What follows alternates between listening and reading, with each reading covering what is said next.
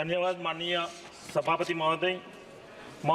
सर्वप्रथम मैं विश्व नेता विकसित भारत के सपने को पूरा करने के लिए दृढ़ता से प्रयासरत भारतवर्ष के यशस्वी प्रधान सेवक आदरणीय श्रीमान नरेंद्र मोदी जी को तीसरी बार प्रधानमंत्री बनने पर हार्दिक बधाई देता हूं। पूर्व देश के 140 करोड़ देशवासियों का आभार प्रकट करता हूं कि एक नकारात्मक, असत्य और भ्रमित करने वाले दुष्प्रचार के बावजूद भी उन्होंने अपने परिश्रमी प्रधान सेवक को तीसरी बार सेवा का अवसर दिया और विकसित भारत बनाने हेतु सही निर्णय लिया। महोदय, यह हमारे देश के लिए गौरव का क्षण है। मेरा मत क्षेत्र आनंद है, सरदार साहब की कर्मभूमि है और अमूल डेयरी की स्थापना भी वहीं हुई थी और सरदार साहब ने ही अमूल डेयरी की स्थापना की थी। मेरे मतदाताओं का मैं दिल से आभार प्रकट करता हूं कि उन्होंने दूसरी बार मेरे को लोकसभा में भेजा है। महोदय, पिछले 10 साल में इस देश ने कई गौरवपूर्ण क्षण देखे हैं, चाहे राम मंदिर निर्माण हो, सर्जिकल स्ट्राइक हो, G20 का सफल आयोजन एवं अध्यक्षता हो। महोदय, पिछले 10 सालों से देश का सर्वोच्च पद पर अंतिम पायदान पर खड़े व्यक्ति पहुंचे हैं, जिससे गरीबों का गौरव और आत्मविश्वास बढ़ा है। पूर्व में आपातकाल जैसी विभीषिका झेलने के उपरांत गरीबों को मोदी जी ने विश्वास दिलाया है कि अब लोकतंत्र को कोई भी परिवारिकवादी पंजा कमजोर नहीं कर पाएगा। महोदय, माननीय मोदी जी के नेतृत्व में पशुपालन और दूध विभाग भी अपने अब तक के सबसे बेहतरीन समय को देख रहा है एवं किसानों की आर्थिक स्थिति में सुधार कर एक महत्वपूर्ण फैक्टर बन चुका है।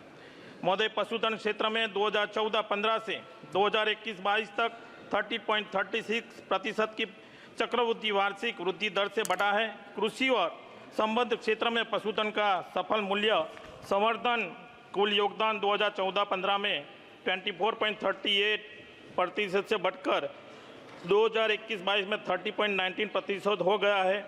पशुधन क्षेत्र ने 2021-22 में कुल सफल मूल्य में 5.73% का योगदान दिया है।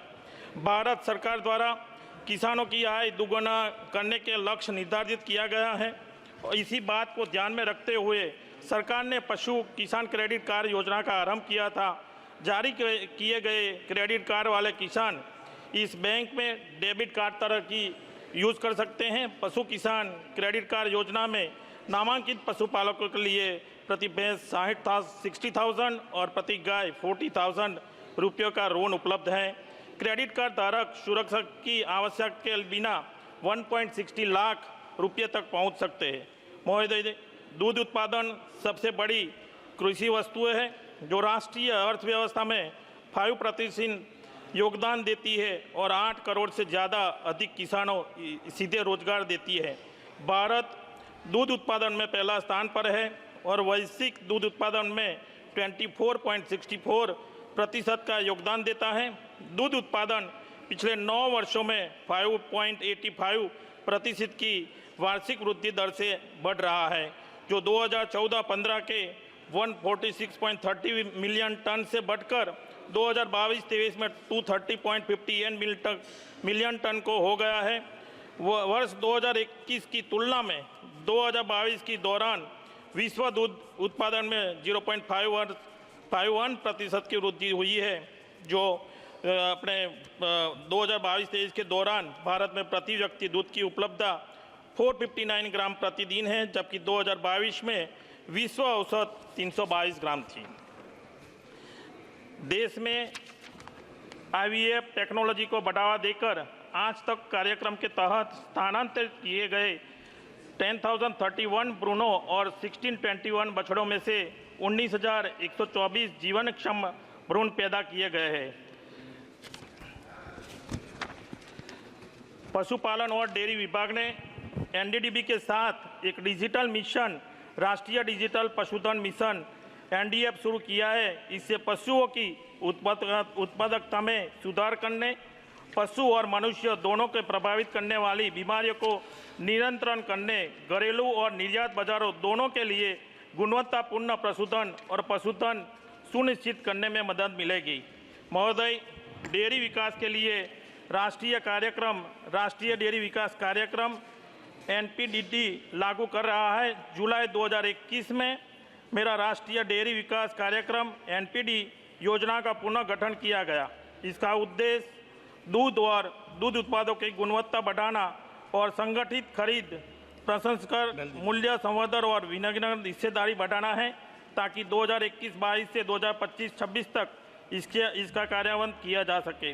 किसानों को उपभोक्ता से जोड़ने वाली कोल्ड चेन अवसंरचना सहित गुणवत्तापूर्ण दूध के लिए बुनियादी ढांचे का निर्माण और उसे मजबूत करना है। महोदय, मैं यहाँ उल्लेख करना चाहूँगा कि मैं संसदीय क्षेत्र से जहाँ से आता हूँ, दूध क्षेत्र की सबसे बड़ी सहकारी डेयरी अमूल स्थापित है। जो कुछ इस नाते अनुभव है, मेरा विचार है कि पशुपालन क्षेत्र में विभिन्न योजनाओं और उनसे संबंधित कार्य के बारे में कुछ बिंदुओं पर कार्य हो रहा अनुदान दिया जाए।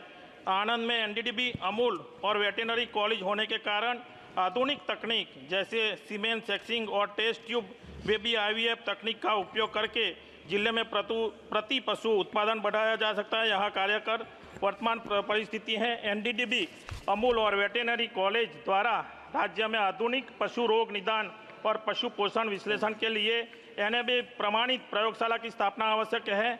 आनंद और मध्य गुजरात पोल्ट्री उद्योग के लिए पूरे देश में जाना जाता है और गुजरात में अंडों की कीमत निर्धारण में आनंद जिले में बड़ा योगदान है। दूध की गुणवत्ता और मूल्य निर्धारण के लिए मानक प्रकृति विकसित करना भी जरूरी है। इसी तरह दूध की गुणवत्ता के जांच के और जी आप समाप्त कीजिए प्लीज। यह महोदय पशु अस्पतालों के एक अति आवश्यक जरूरत है के बारे में मैं भी संबंधित विभाग के मंत्री जी से आग्रह करूंगा कि अनुदान की व्यवस्था जाए। महोदय, पशु अस्पतालों में यदि पशु गंभीर रोग से ग्रसित हो और किसान रुककर या पशु को भर्ती करके इलाज कराना चाहे तो इसे तरफ सुविधा पशु अस्पतालों में नहीं है, तो मैं मंत्री जी से अनुरोध करूंगा कि ये करें। महोदय, अंत में अपने क्षेत्र के एक मांग शिक्षा मंत्रालय से करना चाहूँगा कि मेरे लोकसभा आनंद लौह पुरुष सरदार वल्लभ भाई पटेल जी की कर्मस्थली रही है। महान शिक्षाविद आदरणीय भाई काका और आदरणीय भिखाभाई पटेल जी की जन्मभूमि है, तो वहाँ एक कल्चर सेंटर चालू है और विद्यानगर में आईआईटी और आईआईएम जैसे अंतर्राष्ट्रीय सरकार संस्थान खोले। धन्यवाद सर।